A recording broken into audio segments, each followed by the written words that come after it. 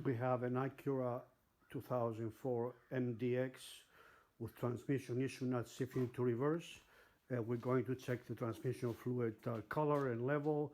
Maybe we can fix this problem easy and inexpensive. Have a D5 light blinking on the dust. The car slips in the highway after 50 miles an hour on D5.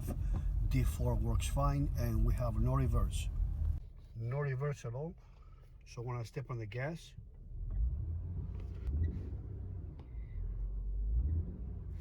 we got nothing at all.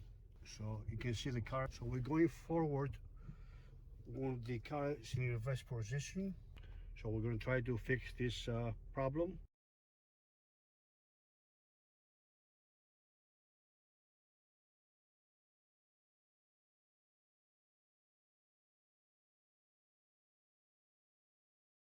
Now when I start the engine, shift the gears all the way down a few times, let the car warm up or just drive it and test drive it.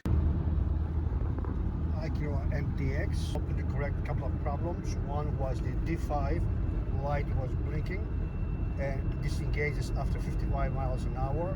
At this time, we downshift beautifully and not disengaging at all. We saw improvement on the reverse. The car is moving.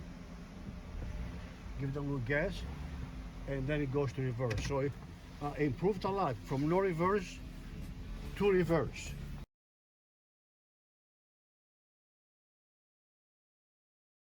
Okay, we finished the Acura.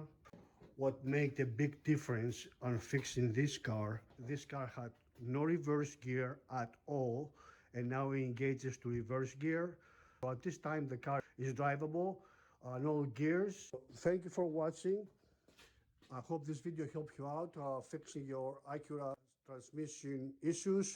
See you in the next project.